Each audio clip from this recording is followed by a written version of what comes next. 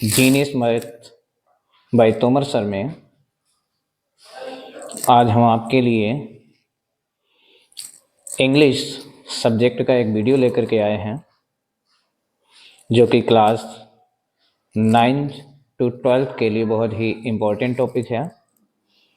और ये टॉपिक जो है हमें बहुत काम आने वाला है। इस टॉपिक का नाम है कंडीशनल सेंटेंस। तो आज हम लोग पढ़ते हैं कंडीशनल सेंटेंस के बारे में।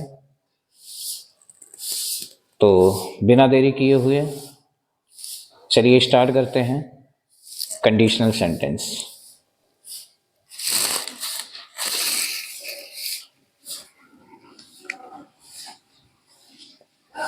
जैसा कि आप सभी को पता है कि कंडीशनल सेंटेंस एक ऐसा टॉपिक है जो इंग्लिश ग्रामर में बहुत ही इम्पोर्टेंट टॉपिक है, जिसके थ्रू हम स्टोरी बनाना या और भी किसी टाइप के वाक्यों का यूज करना या सामान्य बोलचाल की भाषा में भी इन सेंटेंस का प्रयोग किया जाता है।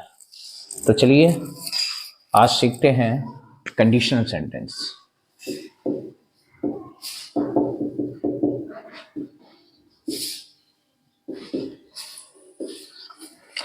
ये बच्चों हमारी हेडिंग है कंडीशनल सेंटेंस। कंडीशनल सेंटेंस किसे कहते हैं? यानी कंडीशनल सेंटेंस शर्त वाले वाक्य। इसको हम डिफाइन करेंगे कंडीशनल सेंटेंस को ऐसे वाक्य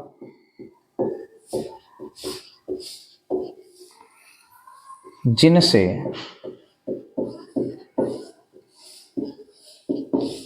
कोई ना कोई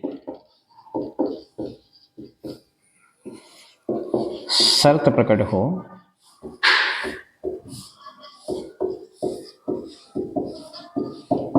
उन्हें हम कंडीशनल सेंटेंस कहते हैं।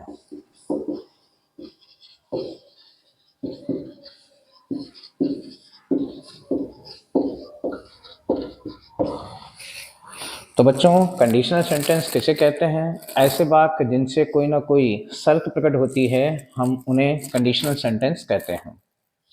कंडीशनल सेंटेंस को अगर हम इंग्लिश में डिफाइन करेंगे तो the sentence which express the relationship between two events. यानी कंडीशनल सेंटेंस एक ऐसे वाक्य है जो दो घटनाओं को आपस में प्रकट करती है। One event is called condition event and second event is called result event. यानी कि कंडीशनल सेंटेंस जो होता है वो दो प्रकार के क्लॉजेस से मिलकर के उनका निर्माण होता है। तो आइएगा हम कंडीशनल सेंटेंस के बारे में पढ़ते हैं। जैसे एक एग्जाम्पल लेते हैं कंडीशनल सेंटेंस का। यदि आप परिश्रम करेंगे तो आप सफल हो जाएंगे।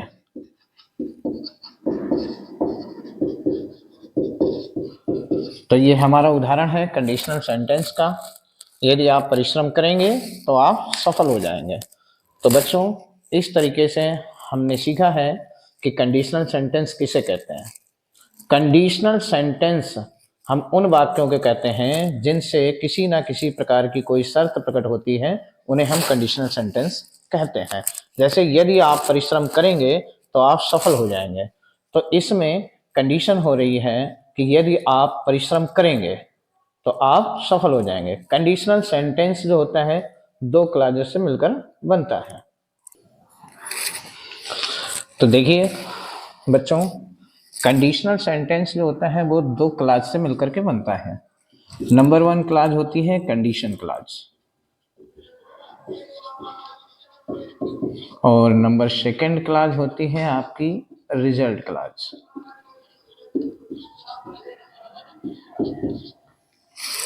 तो कंडीशनल क्लॉज जो होता है दो प्रकार की क्लॉजों से निर्मित होता है।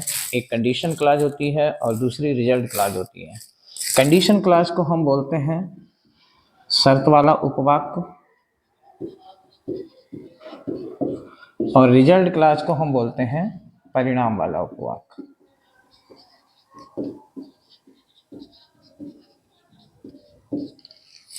तो बच्चों कंडीशनल क्लास जो है इसकी शुरुआत होती है यदि, अगर या जब तक से। और बच्चों अगर हमें पहचानना हो कि रिजल्ट क्लास कौन सी है तो रिजल्ट क्लास को हम पहचान सकते हैं, इसकी शुरुआत तो तब या तब तक से होती है। ठीक है बच्चों, तो कंडीशन क्लास की पहचान होती है वो कंडीशनल सेंटेंस जो होता है वो यदि, अगर या जब तक से आरंभ होता है, और रिजल्ट क्लास जो होती है वो तो, तब और तब तक से आरंभ होती है। आगे हम जानते हैं यदि और अगर के लिए हम इफ का प्रयोग करते हैं। यदि और अगर के लिए हम इफ का प्रयोग करते हैं, अगर वाक्य में जब तक आया है तो हम इसमें अनलेस का प्रयोग करते हैं। बाकी तो, तब और तब तक के लिए कोई मीनिंग्स का इस्तेमाल नहीं किया जाता है, इसके लिए हम कॉमा का प्रयोग करते हैं।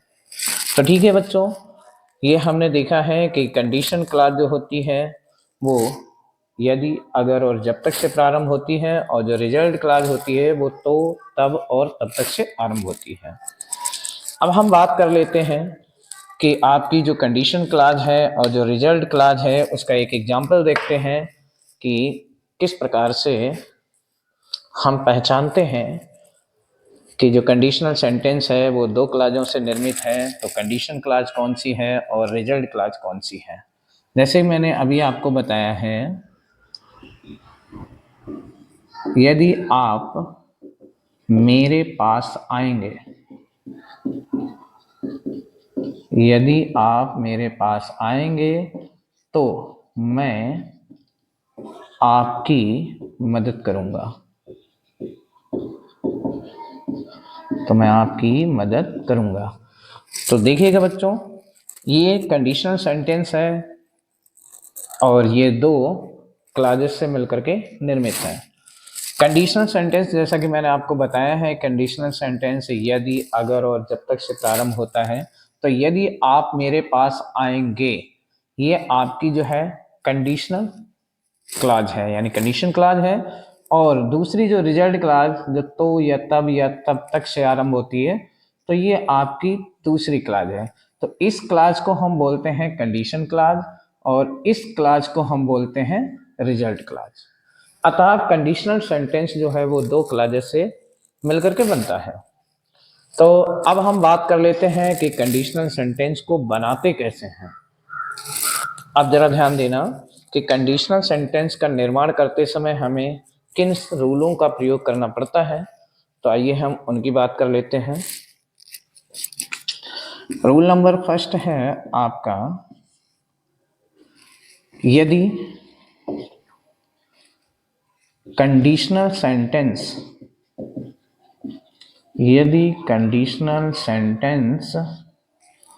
के दोनों क्लॉजेस के अंत में गा, गी, गे आदि शब्द आते हैं,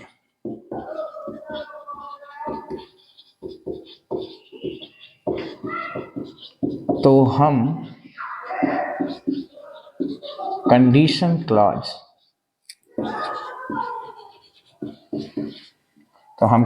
clause simple present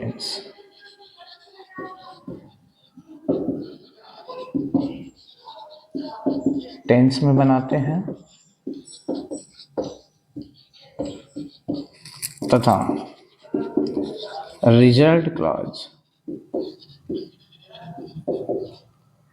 simple future tense में बनाते हैं।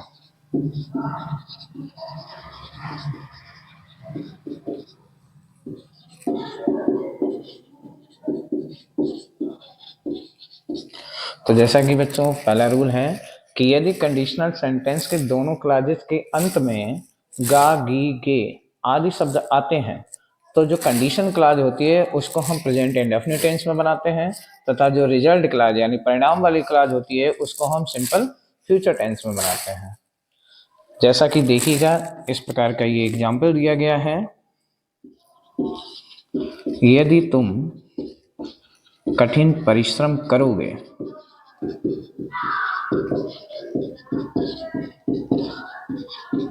तो तुम पास हो जाओगे।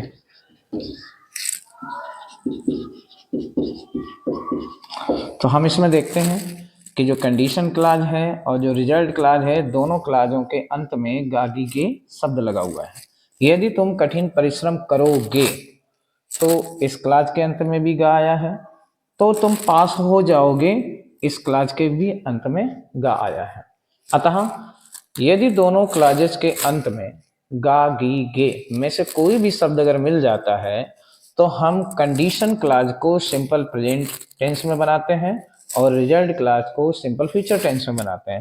अतः हम इसको जब बनाएंगे तो इस प्रकार से बनाएंगे, यदि तुम कठिन परिश्रम करोगे तो तुम पास हो जाओगे। जैसा कि आपको पता है यदि के लिए इफ का प्रयोग किया जाता है, if you work hard, if you work hard, यदि तुम कठिन परिश्रम करोगे, प्रेजेंट इंडेफिनिट टेंस में बनाते हैं तो या तब तक के लिए कामा का प्रयोग करते हैं। ठीक है, तो के स्थान पे कामा का प्रयोग कर दिया हमने। इसके बाद में दूसरी रिजल्ट क्लाज है, तो तुम पास हो जाओगे, इसको सिंपल फ्यूचर बनाते हैं तो you will pass, you will pass. तो इस तरीके से हम जो है, ये पहला हमारा रूल है कंडीशनल सेंटेंस का। एक बार फिर से मैं रिपीट किए देता हूं कि यदि दोनों क्लाजेस के वाक्यों के अंत में गा, गी, गे शब्द आया हुआ है तो शर्त वाली क्लाज को हम प्रेजेंट इंडेफिनिट टेंस में बनाते हैं तथा रिजल्ट वाली क्लाज को हम फ्यूचर इंडेफिनिट टेंस में बनाते हैं। तो ठीक है बच्चों, बढ़ते हैं नेक्स्ट रूल की तरफ, रूल नंबर 2 की तरफ जाते हैं।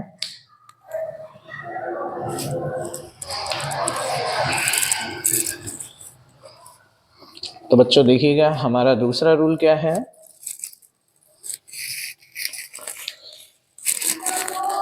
रूल नंबर 2 है हमारा, यदि दोनों क्लाजेस के अंत में ता, ती, ते आदि शब्द आते हैं,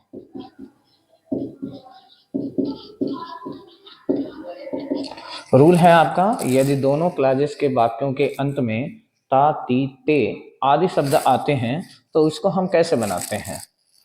तो देखिए इसका बनाने का तरीका है, तो हम कंडीशन क्लाज, तो हम कंडीशन क्लाज में पास्ट परफेक्ट टेंस का प्रयोग करते हैं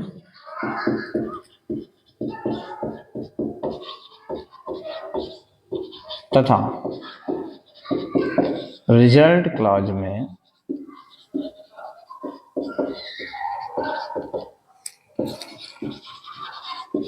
वुड हैव प्लस वर्ब की थर्ड फॉर्म का प्रयोग करते हैं।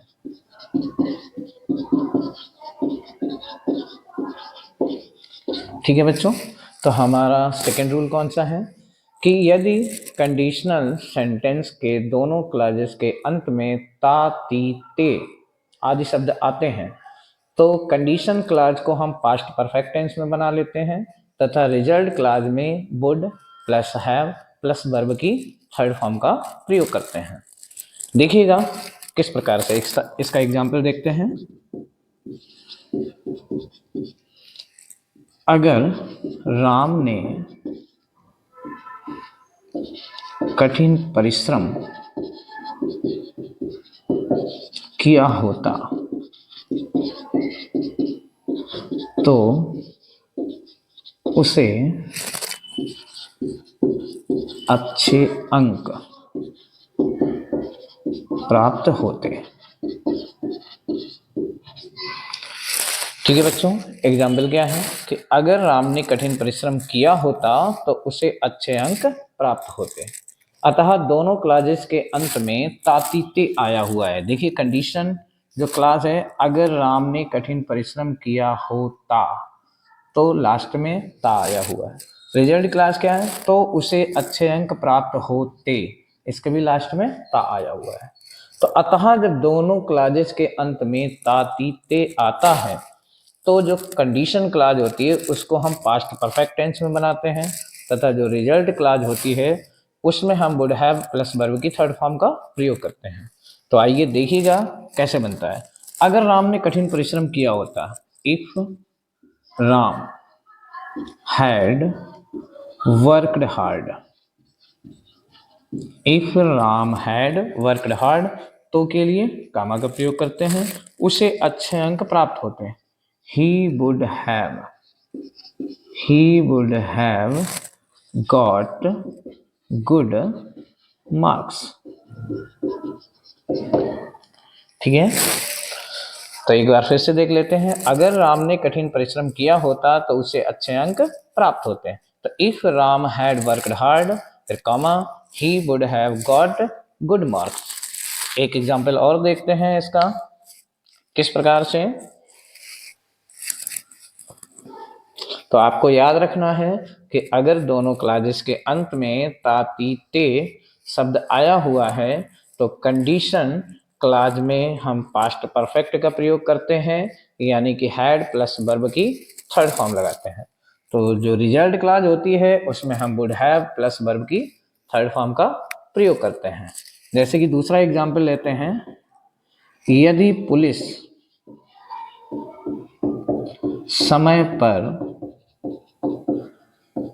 आ गई होती तो चोर भाग ना पाते। ठीक है, तो देखिएगा, यदि पुलिस समय पर आ गई होती तो चोर भाग ना पाते। अब इसमें भी देखिएगा दोनों क्लाजेस के अंत में ताती ते लगा हुआ है, कंडीशन क्लाज है। यदि पुलिस समय पर आ गई होती तो लास्ट में टी शब्द आया हुआ है। रिजल्ट क्लास क्या है, तो चोर भाग ना पाते, इसमें भी लास्ट में ता शब्द आया हुआ है। तो अतः जब दोनों क्लाजेस के अंत में ताती ते का प्रयोग होता है तो condition clause past perfect tense में और रिजल्ट क्लाज में वुड हैव और प्लस वर्ब की थर्ड फॉर्म का प्रयोग करते हैं। तो देखिएगा इसको बनाते हैं। यदि पुलिस समय पर आ गई होती, if the police had come on time, तो के लिए कामा, चोर भाग ना पाते, द थीव्स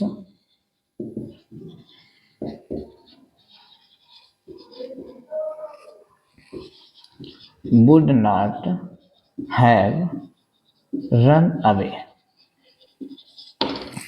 ठीक है, if the police had come on time the thieves would not have run away. तो ठीक है बच्चों, ये दूसरा रूल आपका क्लियर हो गया कंडीशनल सेंटेंस का, कि यदि दोनों क्लाजेस के अंत में ता ती ते शब्द आया हुआ है तो कंडीशन क्लाज यानी जो शर्त वाली क्लाज है उसमें हम पास्ट परफेक्ट का प्रयोग करते हैं, यानी कि हैड प्लस वर्ब की थर्ड फॉर्म का प्रयोग करते हैं। तथा जो रिजल्ट क्लाज होती है उसमें हम वुड हैव प्लस वर्ब की थर्ड फॉर्म का प्रयोग करते हैं। तो उम्मीद है कि ये दूसरा रूल भी आपको समझ में आ गया होगा। अब आगे बढ़ते हैं रूल नंबर थर्ड की तरफ। कंडीशनल सेंटेंस का रूल नंबर थर्ड क्या है, जरा देखिएगा। कंडीशनल सेंटेंस में रूल नंबर थर्ड है आपका,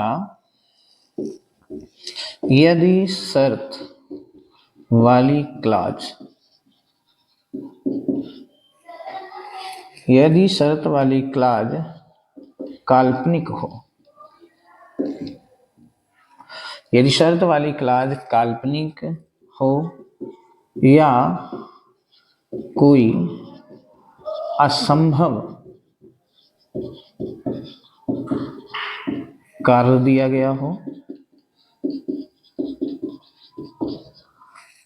तथा परिणाम वाली क्लॉज, तथा परिणाम वाली क्लॉज में काल्पनिक परिणाम प्रकट हो,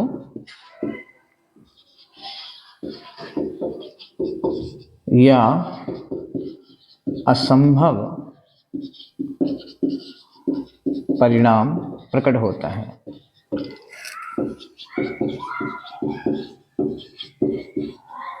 तो हम कंडीशन क्लॉज में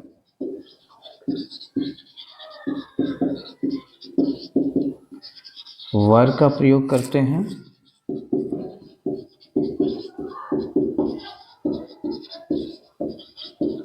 तथा रिजल्ट क्लॉज में वुड प्लस वर्ब की फर्स्ट फॉर्म का प्रयोग करते हैं।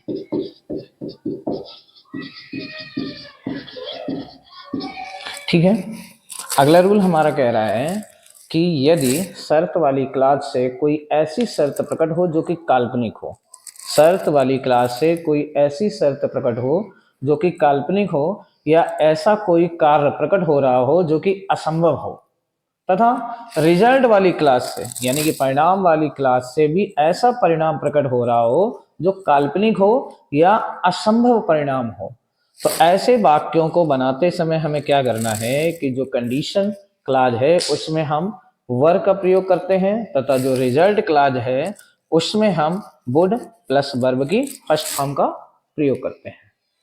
तो देखिएगा दोस्तों कैसे बनाते हैं इसको।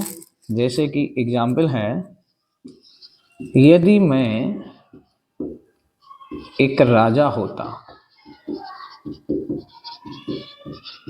यदि मैं एक राजा होता तो सभी को पुरस्कृत करता। यदि मैं एक राजा होता तो सभी को पुरस्कृत करता। तो देखिएगा यहाँ पे जो कंडीशन क्लॉज है उसमें जो कंडीशन दी गई हुई है वो काल्पनिक कंडीशन है, यानी कि वो वास्तविक नहीं है, यानी कि असंभव कार्य है। यदि मैं एक राजा होता, मैं एक राजा नहीं हूँ लेकिन मैं कल्पना कर रहा हूँ कि यदि मैं एक राजा होता तो उसका परिणाम भी मेरा काल्पनिक है, तो मैं सभी को पुरस्कृत करता।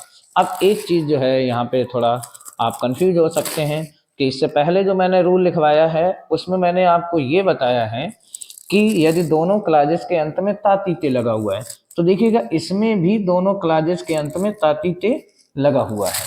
यदि मैं एक राजा होता तो सभी को पुरस्कृत करता, तो इसमें भी दोनों में तातीते लगाए। इससे पहले वाला जो रूल मैंने लिखवाया उसमें भी दोनों में तातीते आ रहा था, तो उसको मैंने बताया था कि वो पास्ट परफेक्ट टेंस में बनेगी कंडीशन क्लॉज, और रिजल्ट क्लॉज में वुड हैव प्लस वर्ब की थर्ड फॉर्म का प्रयोग करेंगे।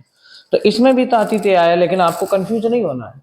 आप ये ध्यान रखिएगा, अगर इसमें कोई काल्पनिक जो है शर्त दी गई है या ऐसा जो है एक्शन दिया गया, ऐसा कार्य दिया गया जो असंभव है, तो हम पास्ट परफेक्ट टेंस में नहीं बनाएंगे।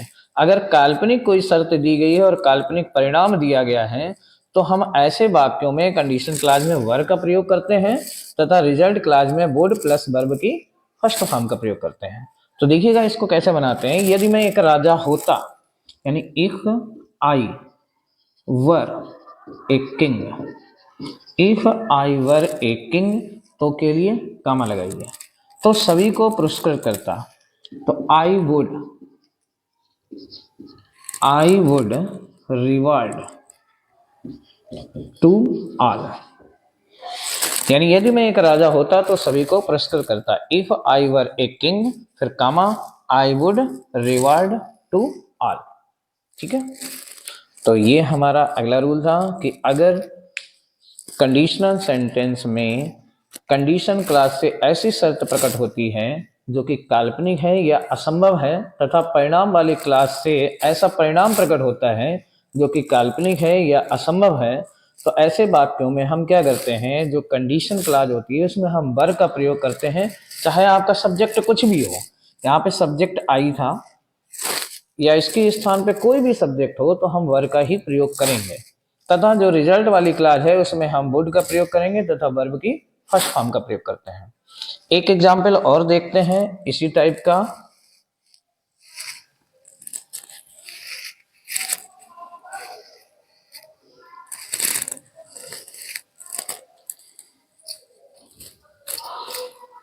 देखिएगा, अगला एग्जाम्पल लेते हैं। अगर मैं एक पक्षी होता तो आसमान में उड़ जाता।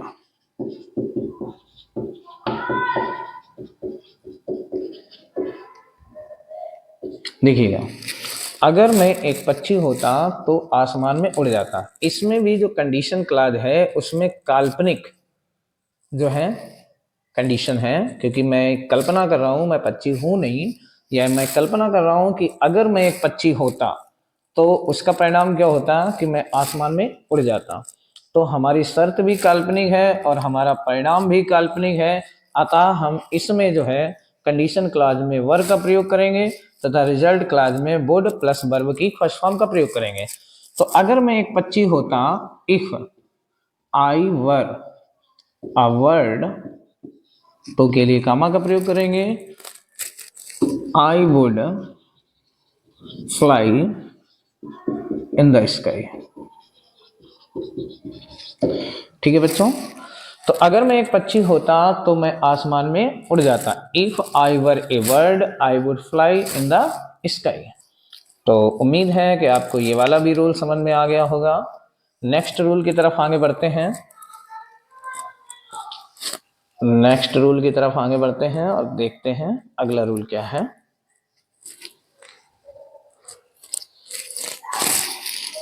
रूल नंबर 4 आपका है। रूल नंबर 4 में देखते हैं क्या है कि यदि कंडीशन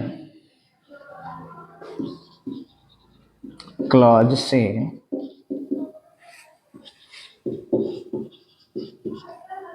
कोई संभावना प्रकट हो,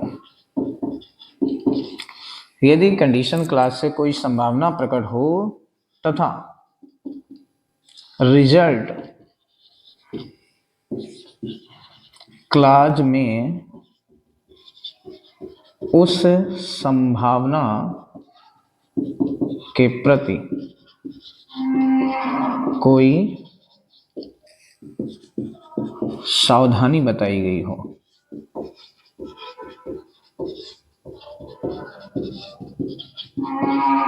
तो हम रिजल्ट क्लॉज को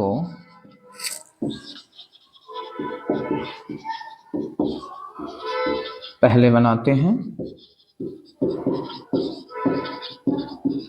तथा कंडीशन क्लॉज को उसके बाद बनाते हैं, और ऐसी स्थिति में इफ का प्रयोग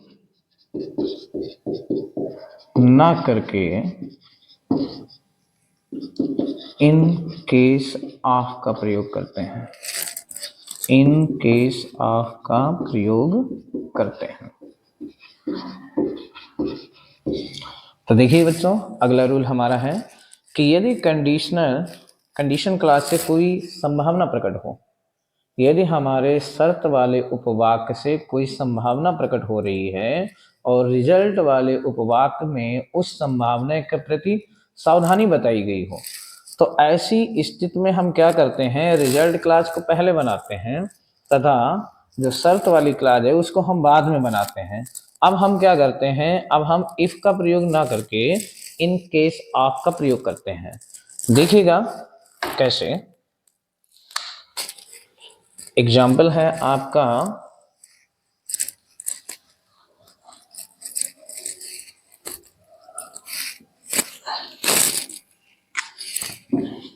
एग्जाम्पल दिया गया है, यदि बारिश हो तो छाता ले लेना। यदि बारिश हो तो छाता ले लेना। अब देखिएगा जरा, जो कंडीशन क्लॉज है उसमें बताया गया यदि बारिश हो, यानी कि बारिश की संभावना है। तो यानी शर्त वाली क्लास से कोई संभावना प्रकट की गई है और रिजल्ट वाली क्लास में उस संभावना के प्रति सावधानी बताई गई है। देखिए सावधानी क्या बताई गई है कि तो छाता ले लेना, यानी कि शर्त वाली क्लास में कोई संभावना प्रकट की गई है और रिजल्ट वाले क्लास में उस संभावना के प्रति सावधानी बताई गई है। तो अतः हम इसको किस तरीके से बनाएंगे, जो रिजल्ट क्लास है उसको हम पहले बनाएंगे, यानी छाता ले लेना, यानी इंपरेटिव सेंटेंस है, यानी take an umbrella, take an umbrella. अब शर्त वाली क्लास को पीछे लेके जाएंगे। अब ऐसी स्थिति में जो है हम इफ का प्रयोग ना करके इन केस ऑफ का प्रयोग करते हैं। Take an umbrella in case of rain, in case of rain. तो हम इसको इस तरीके से बनाएंगे कि यदि बारिश हो तो छाता ले लेना, यानी take an umbrella in case of rain. एक एग्जाम्पल और देखते हैं। अगर तुम्हें दर्द महसूस हो तो यह गोली ले लेना, गोली बोले तो टेबलेट, ये गोली ले लेना। अब देखिएगा इसमें भी जो है जो शर्त वाली क्लास है उसमें संभावना है कि अगर तुम्हें दर्द महसूस हो, यानी कि दर्द होने की संभावना है, और रिजल्ट वाली क्लास में उस संभावना के प्रति सावधानी भी बताई गई है, तो ये गोली ले लेना, यानी कि ये टेबलेट ले लेना। तो हम इसको कैसे बनाएंगे, तो सबसे पहले रिजल्ट क्लास को हम आगे लाते हैं, यानी ये गोली ले लेना, यानी कि टेक दिस टेबलेट या पेनकिलर कुछ भी बोल सकते हो, या टेक दिस मेडिसिन बोल सकते हो, यानी take this tablet in case of you feel pain. तो इसको कैसे बनाएंगे, take this tablet in case of you feel pain. Okay, तो हमारा जो है अगला रूल ये है। तो इसके बाद में देखते हैं नेक्स्ट रूल की तरफ।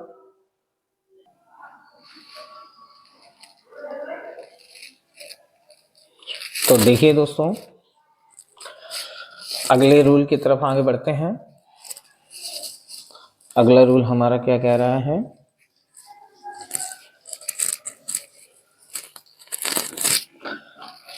हमारा अगला रूल कह रहा है कि यदि दोनों क्लास निगेटिव हो,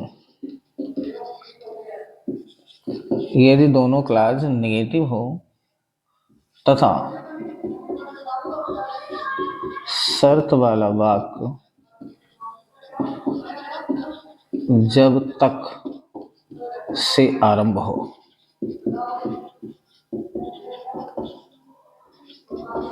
तो हम अनलेस का प्रयोग करते हैं।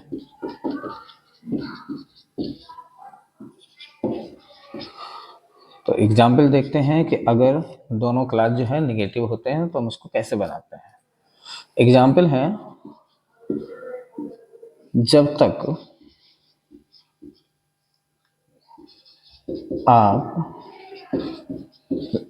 मेरे पास नहीं आएंगे, जब तक आप मेरे पास नहीं आएंगे तब तक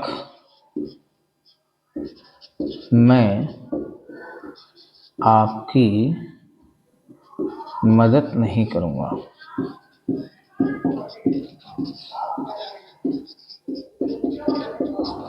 तो एग्जाम्पल क्या है कि जब तक आप मेरे पास नहीं आएंगे तब तक मैं आपकी मदद नहीं करूंगा।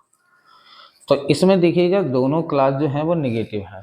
तो जब दोनों क्लास निगेटिव है और इसमें शुरुआत किससे हुई है, जब तक से।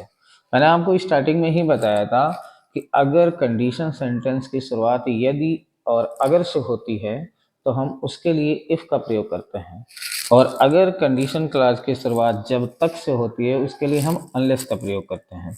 तो जब तक आप मेरे पास नहीं आएंगे तब तक मैं आपकी मदद नहीं करूंगा। तो इसको कैसे बनाएंगे, दोनों के अंत में गागी के लगा हुआ है, तो वही सबसे पहला वाला रूल हम याद रखते हैं। कौन सा था कि जो कंडीशन क्लास है उसको प्रेजेंट इंडेफिनिट बनाएंगे और जो रिजल्ट क्लास है उसको फ्यूचर इंडेफिनिट बनाएंगे। तो जब तक आप मेरे पास नहीं आएंगे, यानी unless you come to me, यानी जब तक आप मेरे पास नहीं आएंगे। अनलेस जो है वो एक निगेटिव वर्ड है, तो इसलिए इसमें नॉट का यूज नहीं करते हैं, क्योंकि अनलेस खुद एक निगेटिव वर्ड है तो इसमें नॉट लगाने की जरूरत नहीं पड़ती है। तो unless you come to me, तब तक के लिए कामा का यूज किया गया। मैं आपकी मदद नहीं करूंगा, I will not help you. Okay, तो इसको हम फ्यूचर इंडेफिनिट में बना लेते हैं कि जब तक आप मेरे पास नहीं आएंगे तब तक मैं आपकी मदद नहीं करूंगा। इसके बाद बढ़ते हैं अगले रूल की तरफ, जो कि हमारा लास्ट रूल होने वाला है कंडीशनल सेंटेंस का। तो हम लास्ट रूल की तरफ बढ़ते हैं। यदि शर्त प्रेजेंट टेंस में है,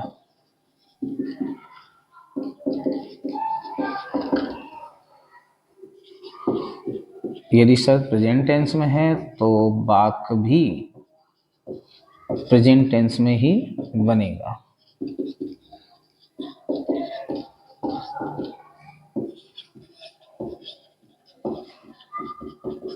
यानी हमारा अगला रूल है कि यदि शर्त जो है प्रेजेंट टेंस में है तो वाक्य भी प्रेजेंट टेंस में बनता है। जैसे कि कुछ ऐसे सेंटेंस भी होते हैं जो कि यूनिवर्सल ट्रूथ होते हैं या जो रियल होते हैं और जिनका रिजल्ट भी जो है वो भी रियल ही होता है। तो ऐसे वाक्यों को हम प्रेजेंट टेंस में ही बनाते हैं। तो अगर शर्त भी प्रेजेंट टेंस में है तो हम वाक्य को भी प्रेजेंट टेंस में ही बनाते हैं। जैसे कि हमने आपको बताया है, यदि हम बर्फ को गर्म करते हैं तो ये पिघल जाती है। यदि हम बर्फ को गर्म करते हैं तो यह पिघल जाती है। तो देखिएगा ये यूनिवर्सल है, क्योंकि अगर हम बर्फ को गर्म करते हैं तो स्वाभाविक है वो पिघल ही जाती है। और इसमें शर्त भी देखिए प्रेजेंट टेंस में है तो वाक्य भी हम प्रेजेंट टेंस में ही बनाएंगे। यदि हम बर्फ को गर्म करते हैं तो ये पिघल जाती है। तो if we heat the ice, if we heat the ice तो के लिए कॉमा लगाइएगा, ये पिघल जाती है। इट मेल्ट्स, तो ये पिघल जाती है। और हम देख लेते हैं एक दो एग्जाम्पल्स जो कि इसी रूल से संबंधित है। जैसे कि अगर आप थक गए हैं तो आराम करें। यदि आप थक गए हैं तो आराम करें, तो इसमें भी शर्त प्रेजेंट टेंस में है तो वाक्य भी हमारा प्रेजेंट टेंस में ही बनेगा। अगर आप थक गए हैं तो if you have tired, if you have tired तो के लिए कॉमा लगाइए, आराम करें यानी कि take rest. If you have tired comma take rest. तो उम्मीद है बच्चों कि आपको ये वीडियो अच्छा लगा होगा और इसमें हमने आपको कंडीशनल सेंटेंस को समझाने का प्रयास किया है। और आप लोग इस वीडियो को जो है देखिएगा और कंडीशनल सेंटेंस से संबंधित वाक्यों को बनाने का प्रयास कीजिएगा। आपको ये मेरा वीडियो कैसा लगा है, आप इस पर लाइक और कमेंट करके मुझे ज़रूर बताइएगा। ये हमारा ऑनलाइन पहला वीडियो था, तो हो सकता है कि मैं प्रॉपर तरीके से इसको ना बना पाया हूँ या ना आपको सही से एक्सप्लेन कर पाया हूँ, लेकिन नेक्स्ट वीडियोज़ में मैं उम्मीद करता हूँ कि आपको और भी बेहतर समझाने का मैं प्रयास करूँगा। ठीक है, तब तक के लिए राधे राधे।